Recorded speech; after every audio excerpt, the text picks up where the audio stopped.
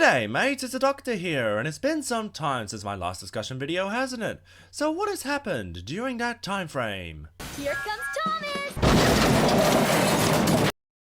That's right. All Engines Go happened. When this thing was first revealed, it was ridiculed by fans. One look at the promotional image and anyone could tell this was not Thomas the Tank Engine. Some fans, even my close friends, came out saying Age wouldn't be that bad if it was its own thing, and there is some truth to that. If it was an original show, no one would batter an eye over it.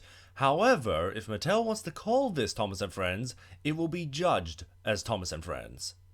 And if any studio is going to credit the original creators, it will be compared to their original work, otherwise known as the source material.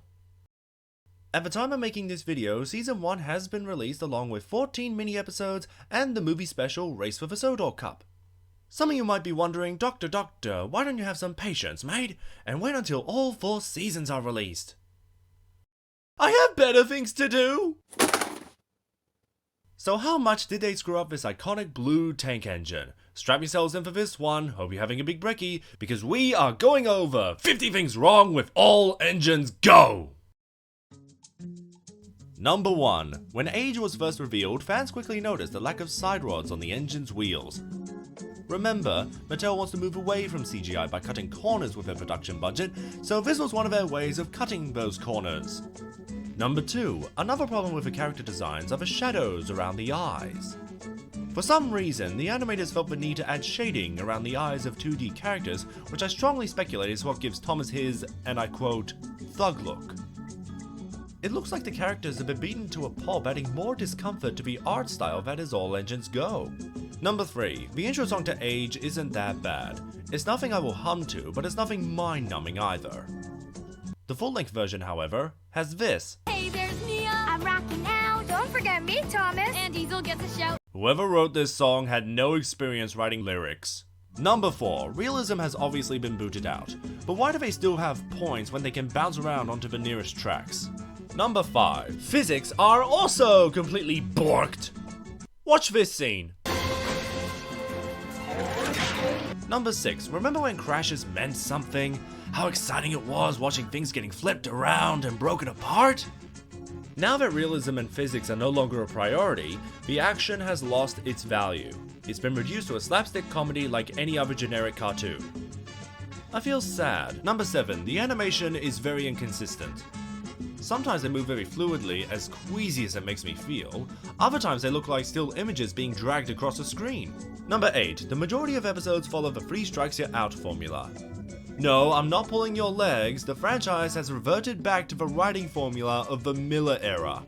Number 9. In an interview with Campbell Breyer, one of the directors of All Engines Go, he stated, and I quote, "We can't stray too far from what's been established, we can do new things with these trains, but what can we do that's different while maintaining Thomas, who he is?" Mattel said we don't want to use wheels as hands, but we are allowed to be more cartoony, stretchy, that can pop the trains off the track and jump to turn 360, so we're definitely not locked to the track. Sure. I am so glad you stay true to your word, you honest, sincere, trustworthy, considerate mother trucker! Number 10. They walk. Enough said. Number 11. A lot of the episodes are extremely cliched stories. With only a handful of exceptions, nearly all of them are stereotypical plotlines that have nothing to do with the fact they are trains. Such examples include space, dragons, spies, theme parks, superheroes, camping, treasure maps, scavenger hunting, and balloons. Balloons! Balloons! Number 12. One of the highlights in Mattel's promotion for Age was, and I quote, featuring comedic, playful stories and lessons told from Thomas's point of view. Meaning they wanted Thomas to have more screen time, despite one of the biggest criticisms in the CGI eras, both good and bad, was Thomas receiving too much screen time. Like, don't chuck Thomas out of his own series, just don't feature him in every episode, it's not that hard. Instead of Thomas, you could explore other characters. Your own characters. Number 13. No one in Age has a proper introduction. If you're going to reboot a franchise, you have to reintroduce the characters again. Even when they introduce a new character, Kana, not only is her first appearance brushed aside, but she is never seen or mentioned again in her debut. Number 14. Recall in mid-2020 it was speculated the show was going on hiatus after the commercial failure that was Blobber. Unfortunately, because Mattel are a bunch of impatient pricks, they had to find the quickest way to produce the next season of the show without any thought or care. Blobber was completely rushed, which shouldn't be surprising why the world building sucked, and the same applies to All Engines Go. Number 15. Did I mention the world building is non-existent? The world building is non-existent. Number 16. Engines do not bend that way. The Exorcist is not a children's movie, so why should this be recommended to kids? Number 17. We have got to talk about the casting and how idiotic these decisions are. The first glaring issue is Diesel is now friends with Thomas. I don't like this show. Number 18. It highlights the inaccuracies of the title. All Engines Go? I think there's a few engines missing, isn't there? Number 19. Perhaps it has to do with combining several characters into one. What do I mean by this? In the CGI era, Henry was a cowardly engine. Now they have given that character trait to Percy. But it's not like the model era how he was worried about getting into trouble. This Percy is afraid of everything. Even the dark. This is despite Percy, known for his favorite job that happens to be pulling the mail train at night. Number 20. Of course they had to shove Nia into the main cast, despite being one of the most controversial characters in the franchise. If representation and diversity was the key to generating successful media, we would still be in the Blobber era. Number 21. A lot of fans were wondering who in the sweltering pits of Sodor's scrapyard is Kana? It turns out Kana is another character from Japan because 2 wasn't enough? I gotta know this, are there any Japanese fans that watch All Engines Go because Mattel included Japanese engines? Because let me say this as an Aussie fan. Despite introducing an Australian character in Big Well Big Adventures, I didn't care about Ace. I think he is terrible, and Big Well Big Adventures is one of the worst Thomas movies. My point in this, Mattel, is just because you created certain characters to appeal to a certain nationality of fans does not mean you will win us over. Many of us, especially the Japanese, loved Thomas and Friends when it was strictly about British Railways, so please put in the effort to make these characters compelling instead of marketing tools, or stop this pandering! Besides, who wants to be represented in crap like this? Number 22. Every line from Gordon is spoken like Edward. How many buttheads at Mattel looked at the characters and went, oh yeah, Gordon, he's a wise old engine. Too busy having a sickie without looking at a wiki. Number 22, point B. On top of mixing up Gordon and Edward, Gordon is also the new controller. If you don't believe me, listen to this line. I'm postponing all deliveries until the power is back. So, does that make Gordon the new tyrannical dictator SJWs have been criticizing Thomas and Paw Patrol for? Not that they know what they're talking about. Number 23. If you're worried they kicked out Henry and Edward, don't worry, they're here. This is how they are treated. Oh no, it's gonna hit those trains! Those trains? Those trains? Someone get in touch with the briefcase man from Half-Life. I'd like to know where that portal was taking him. Number 24. The engine's funnels act as their pockets. Surely that won't cause any clogging or build up unnecessary pressure. Number 25. Their pockets also act as their hands. I don't know how any of this works. Number 26. Way too many songs. Why can they do what the model era did and keep the songs separate from the episodes? Number 27. There are no oppositions to challenge our characters. Diesel no longer holds a grudge against steam engines now that they've established he is friends with Thomas. It's all fun and games. Nothing malicious behind his intentions. Blah. This show is trying to teach kids anyone can get along with everyone and everyone can be friends. But the reality, however, is no matter what you do, you will be criticized. Whether that is legit criticism or completely erroneous could have been a vital lesson to explain to kids in the modern world, but nah, it's not like we want children to be smart or anything. Number 28. The sound design is horrendous. Rather than heavy industrial sounds like the CGI era brought in, the sound design in Age is nothing but overused Hanna-Barbera sound effects that absolutely do not belong in a Thomas show. Number 29. If the animation and physics were too consistent for you, the character proportions are also off. Look at the trucks here. I'm not zooming in. Look how bad this is. Number 29.5. This is James and Emily. This is James. Ah! And I will break you! Number 30. Does this feel like a YouTube series to anyone?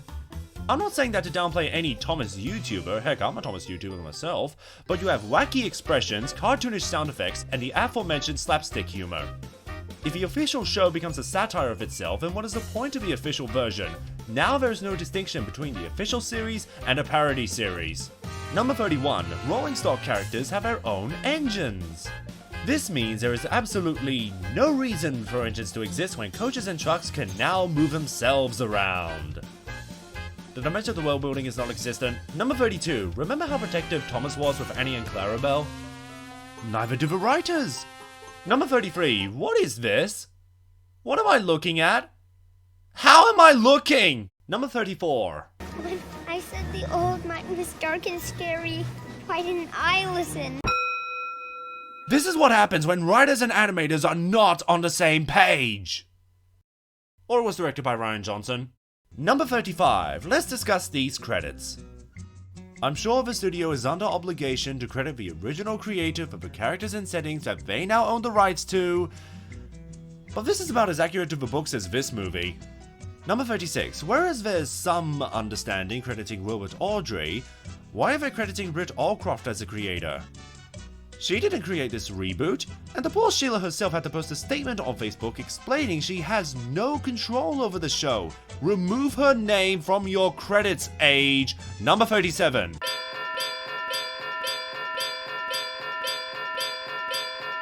Number 38! Going back to the initial announcement of All Engines Go regarding the new series teaching kids life lessons. First, this was a massive drawback with the Miller era. Prioritizing a message to shove down kids' throats rather than explaining the message naturally through storytelling. Second, the early seasons had life lessons as well. Don't be a show-off, be patient, helping others in need, learning to cooperate with others you don't get along with. There were tons of life lessons in the early years of Thomas. Third, other kids shows which have been around way before All Legends Go have also been about teaching life lessons. How is this meant to be a competitor in the market? Oh, I get it. Twerking trains! Very educational! Number 39. Thomas seems to be panicking over a tumbleweed, but it's just a tumbleweed. It's only a tumbleweed. What's there to be afraid about a tumbleweed? Does anyone know where I can find the door to leave this dimension? Maybe the briefcase man knows. Number 40. This is a reference to Diesel and the Ducklings. Why are they reminding us of bad episodes? Number 41. On the official Mattel website, the character description they are given for Diesel is how he wants to be the real #1 tank engine. Help! Number 42. This is how electrical trains charge their batteries. I have a better understanding of Misty Island than this. Number 43. Bulstrode has more screen time than Henry and Edward. Let me say that again. Bulstrode has more screen time than Henry and Edward. Number 44. Subtract 27. I really can't get over this casting, like, Carly? Carly? Why did Carly become a main character? How did she go from a crane to a crane engine? You had Harvey! Number 44. For real. In this scene, the bridge is jammed and Nia is stuck on the other side. She could easily jump down, as not even half a minute earlier we saw her jumping around on the track, so... Jump, Nia. Jump! You can jump! Oh wait, now the bridge is pointing directly upwards. And now it's back. What the hell is going on?! Okay, we're nearly done. We're nearly through this. Before we carry on, I would like to dedicate the remainder of this video to the movie special Race for the Sodor Cup. There are some good things about it, like Thomas is not the lead, instead it's Kana that is the focus, all 3 Japanese engines interacting with each other, and Hiro is one of the few engines in Age that was not completely altered. He is still a generous mentor, and I appreciate how they didn't reshape his personality. but it still has a lot of problems. Number 45. Early on in the movie, Kenji damages his fender and can no longer participate in the race. Later on, Kana flies off the tracks, crashing into the ground and somehow is in perfect condition to still enter. How does this make any sense? Could it be? Ladies and gentlemen, I think Thomas and Friends finally has a Mary Sue! Yes! Number 46. Mattel is so desperate to have Thomas and Friends look like every other cartoon, they're going as far as ripping off Budgie the helicopter. Number 47. Is that an iPad? Is the Fat Controller holding an iPad? There goes that 19th century aesthetic the show was known for. Number 48. Emily is missing her rear end. Now look, I know we're not allowed to appreciate the female body anymore, but you must possess a special kind of fantasy if you are seduced by the hunking iron caboose of a train. Number 49. At the start of a race, James is seen at Nafford Station with everyone else, but during the race he is coming from the opposite direction. Well, I am happy he retained his powers to fly across the island from Big World Big Adventures. Where would they be if they didn't have this super engine to help them move these wagons that can move on their own? And finally, at number 50, just play the clip.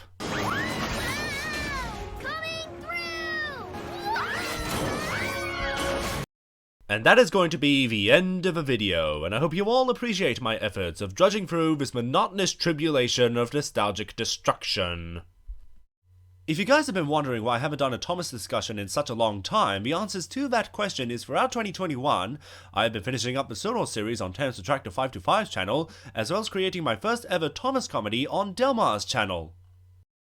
While the Soto series is complete, I do have another Thomas comedy planned for Mullen Studios that we will get to at some point, but I hope you enjoyed this comeback for my own channel, as I have other topics I've been meaning to get to for some time, so if you want to see more, subscribe, ring the bell, share with your mates, and until next time, take care, mates!